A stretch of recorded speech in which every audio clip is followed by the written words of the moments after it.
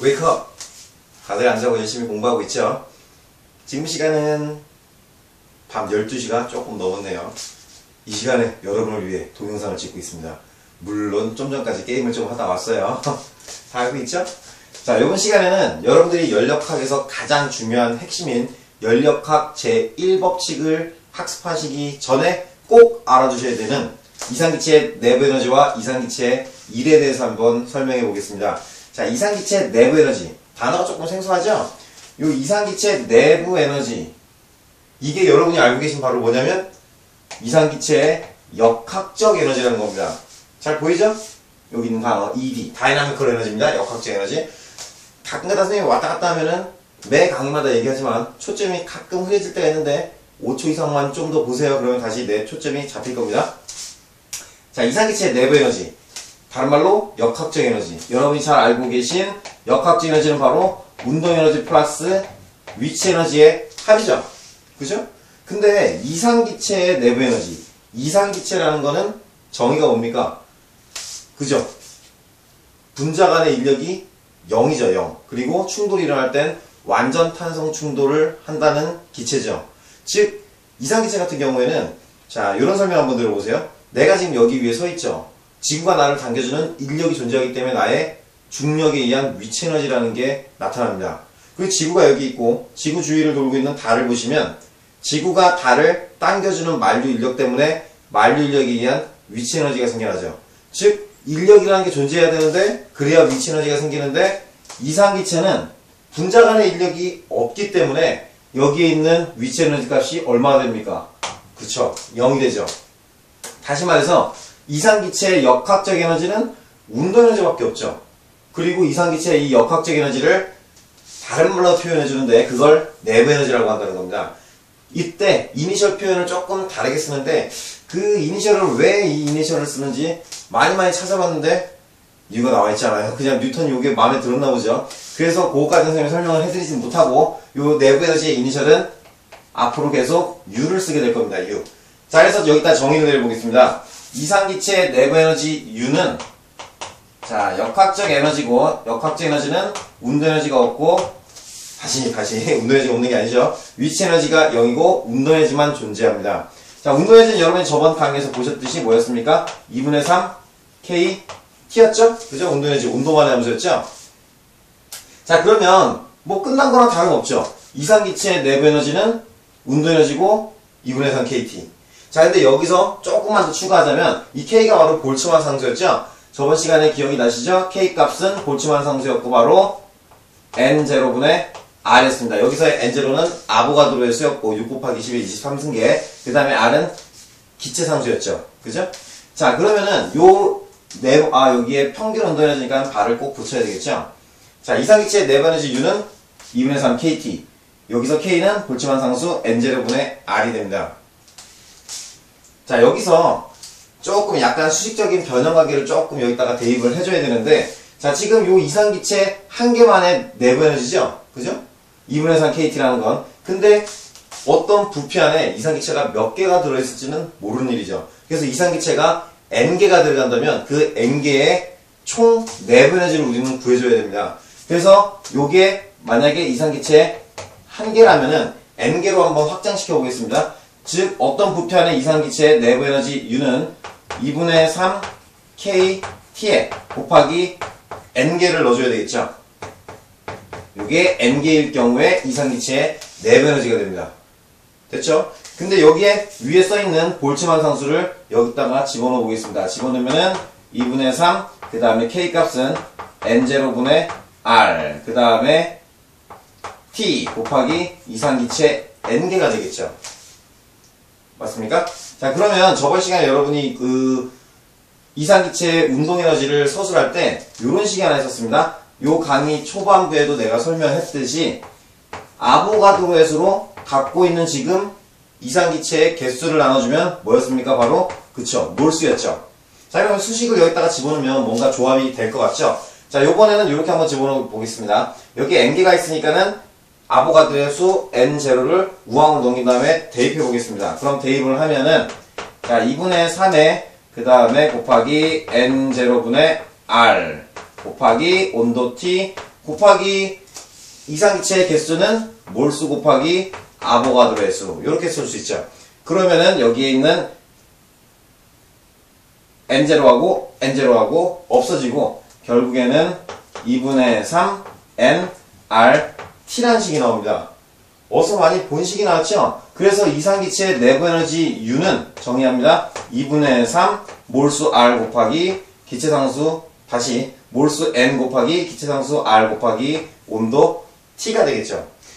물론 여러분들이 이제 요거는 온도가 T일 때 이상기체의 내부 에너지가 U란 소리니까 이상기체의 내부 에너지 변화량을 쓸 때는 2분의 3 얘는 델타 값이 될 수가 없죠. 변화량이 될 수가 없는 상수니까. 그 다음에 몰수도 상수고 기체 상수고 즉 온도가 변하면 내부 에너지가 변하게 되겠죠. 그래서 여러분들은 물론 요 과정의 결론은 요 빨간색이지만 앞으로 여러분이 아주 중요하게 배우시게 되고 문제를 풀어야 될 그 문제 개념에서는 요 델타 U 즉 내부 에너지의 변화량이라는 요 노란색 식이 훨씬 더 많이 유용하게 쓰게 되니까 요 밑에 식으로 꼭 알아두시기 바랍니다. 자, 내부 에너지 정의가 끝났습니다.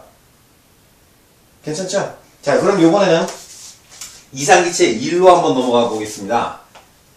자, 두 번째입니다. 이상기체의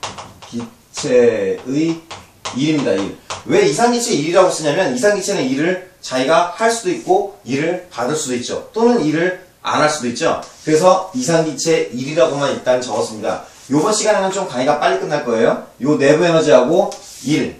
요 두 개를 오늘 배우고 나면 다음 강의에서는 드디어 연력학 제1법칙이 들어가는 거죠. 연력학 제1법칙을 잠깐 프리뷰를 하자면은 연력학 제1법칙은 여러분이 알고 있는 에너지 보존 법칙입니다. 즉 어떠한 에너지가 들어오면 뭐의 모든 이 에너지들의 합과 늘 같아야 되는 거죠. 그 에너지 중에서 바로 대표적인 게 내부 에너지하고 1입니다. 즉 연력학 1법칙의 계략적인 개념이 나오죠. 어떠한 열량이 들어오면은 이상기체의 내부 에너지 증가와 한 일의 합과 같다는 게 바로 연력학 제1법칙입니다. 아직까지는 개념이 잘 들어오지 않죠? 다음 시간에 연력학 제1법칙을 배우면 지금 한 말을 가지고 여러분들이 유도해 나갈 수 있게 될 겁니다. 자, 이상기체 1로 넘어가 보겠습니다.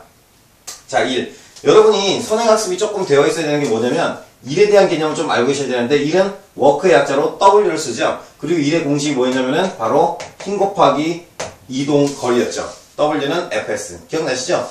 요 개념은 좀 가지고 기체 1로 넘어오셔야 됩니다. 자, 요런 피스톤 하나 그려보겠습니다. 첫 시간에 설명했듯이 여러분은 피스톤을 굉장히 많이 보시게 될 건데, 자, 피스톤을 이렇게 가로로 뉘어놨어요, 지금. 요 피스톤의 단면적은 A라고 하고, 자, 여기에 이렇게 피스톤이 이렇게 있고, 요 안에 이상기체가 몇 개가 들어가 있는지 모르죠. N개가 들어가 있다고 가정을 하겠습니다. 자, 요 이상기체의 압력은 P라고 하고, 요 단면적이 A면 당연히 여기도 A가 되겠죠. 그쵸? 자, 이렇게 가만히 두면 이상기체의 요 압력이 대기압보다 크면 요 피스톤이 밀려 나갈 거고, 그 다음에 이상기체의 압력이 대기압보다 작다면 피스톤이 밀려 들어오겠죠. 그죠? 좀 더 그림을 이쁘게 그릴까? 이렇게 그리면. 자, 됐죠? 요 피스톤을 밀고 나가고, 밀려 들어오고, 또는 가만히 있고. 요런 과정이 성립될 겁니다. 자, 그럼 이 과정 속에서 잘 보시면 이상기체가 압력 P가 대기압보다 크다면 요 단면적인 A 피스톤을 쫙 밀고 나가서 요만큼까지 이렇게 밀려 나왔다고 한번 가정해 보겠습니다.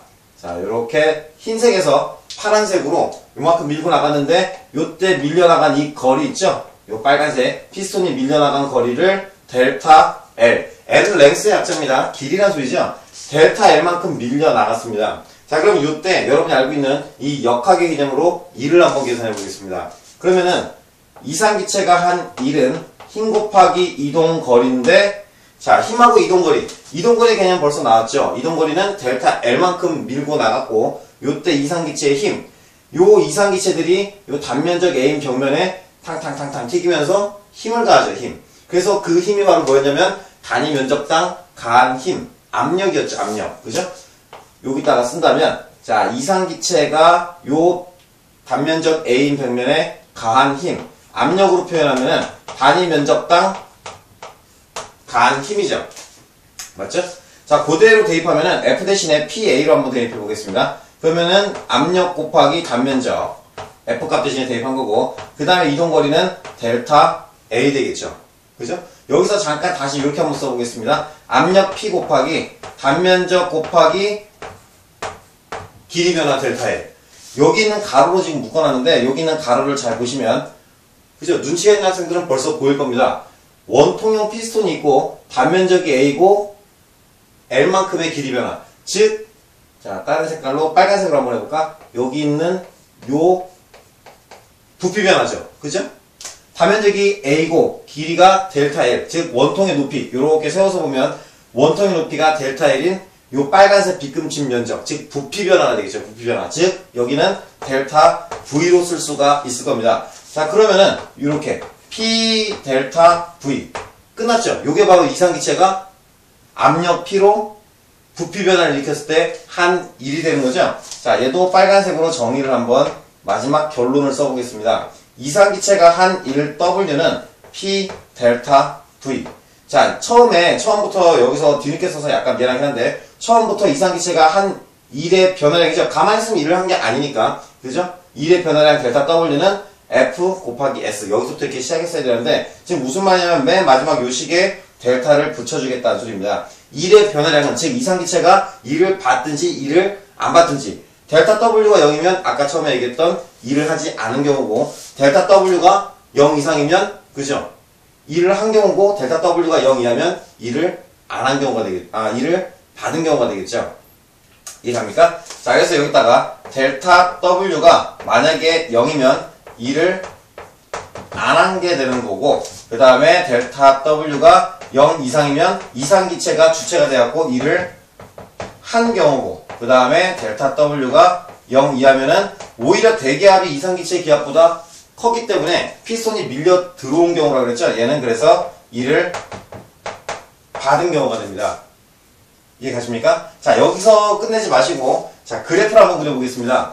여러분이 연력학을 처음 들으실 때 엄청나게 자주 보게 되실 그래프라고 얘기했던 압력 부피 그래프에서 뭐 어떻게 그려질지 모르지만, 대학교 가시면 이제 압력이 부피의 함수가 나와버리면 적분을 통해서 여러분들이 구하기는 하는데, 자, 조금 쉽게 지금 이렇게 한번 해보겠습니다. 압력이 변하지 않고, 즉 여기 있는 피스톤의 이상기체 압력 P가 변하지 않는 정압 과정이라고 하겠습니다. 정압.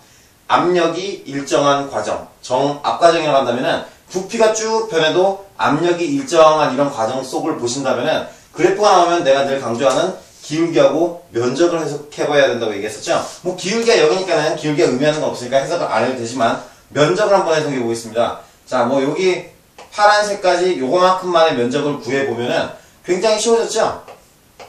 그냥 사각형이니까 가로 곱하기 세로, 즉 x 곱하기 y만 하면 되는데 뭔가 결론이 하나 나오죠.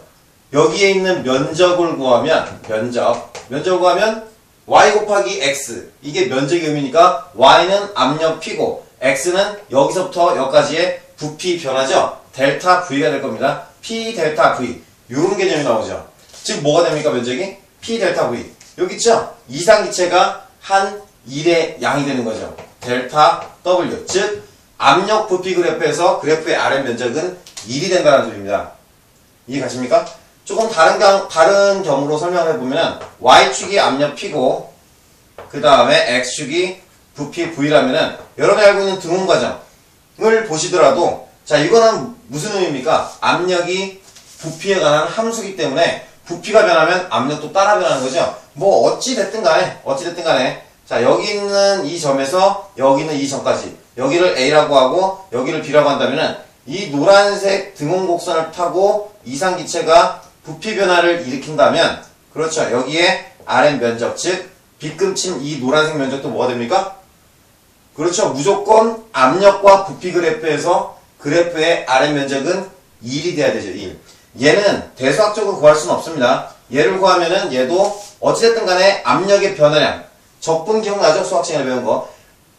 압력 변화량하고 부피 변화량하고 싹 다 더해주면은 이 면적이 나오죠? 여러분이 수학 시간에 여기 조그만 델타 V하고 델타 P하고 델타 P하고 그 다음에 조그마한 델타 V하고 델타 P하고 델타 V, 델타 P 싹 다 더하면은 적분이라는 개념이고 이 그래프의 아래 면적을 구할 수 있죠. 어찌됐든 간에 물리학으로 돌아가서 보시면 요 압력 부피 그래프에서 여기의 면적도 바로 델타 W 즉 이상기체가 한 1이 된다는 소리입니다. 이해 가십니까? 굉장히 중요한 개념입니다. 앞으로 문제를 연력학 강의가 끝나고 나면은 수능 기출문제를 풀 텐데 그 기출문제에서 압력 부피 그래프가 어마어마하게 출제가 되고 거기서 요 아래 면적, 요 면적이 바로 1에 해당되는 개념으로 문제가 많이 풀리시게 될 겁니다. 이런 그래프로 나오면은 1을 금방 구할 수가 있고 이런 그래프로 나오면은 요런 문제의 개념으로 많이 출제가 되죠. 자, 거기서 잘 보이실지 모르겠지만 이렇게 B금을 붓고 이 노란색의 면적을 정확히 구할 수 없는데 문제는 나옵니다. 어떻게 나오냐면은 여기는 꿈, 여기는 꿈을 주고 그 다음에 B에는 꿈, A에는 꿈에 Y축 값을 줍니다. 그러면은 자 지금 내가 여기 빨간색으로 이렇게 밑줄 그은 연장선을 보시면은 사다리꼴이죠. 아까 같은 경우는 적분으로 구해야 되는데 지금 같은 경우는 이 사다리꼴의 면적을 구하면 구할 수 있죠. 아랫변 더하기 윗변 곱하기 높이 나누기 2만 하면은 이 사다리꼴의 면적이 나옵니다. 근데 이 사다리꼴의 면적은 이 노란색 빗금친 이상기체가 한 1의 양보다 큰 값이 나오죠. 그죠? 여기 빨간색으로 이렇게 B급 내린 여기 면적이 분명히 더 클 거기 때문에 노란색 면적보다는 빨간색 면적이 크게 나옵니다. 즉 문제에서는 보기 지문 안에 요 빨간색을 포함한 요 사다리꼴의 면적이 예를 들어 10이라고 하겠습니다. 그러면 실제로 이상기체가 이 과정 속에서 한 일은 10이 안 되죠. 그런 식으로 보기 기억. 이상기체가 한 일은 예를 들어서 뭐 10이다. 그러면은 10보다 작다가 정답이니까 그 지문은 오답이 되겠죠. 이해 가십니까? 자, 오늘은 칠판을 다시 한번 보시면 이상기체의 내부 에너지와 이상기체의 일에 대해서 배웠습니다. 꼭 잘 기억해 두시고 여기 밑에 있는 빨간색 식이 있죠? 요거보다는 얘로 그 다음에 요 빨간색 식 요 두 개의 식이 다음 시간에 여러분이 학습하시게 될 연력학 제1법칙의 핵심 내용입니다. 잘 봐주시기 바랍니다. 자, 그러면 다음 강의 때 뵙겠습니다. 빠이빠이.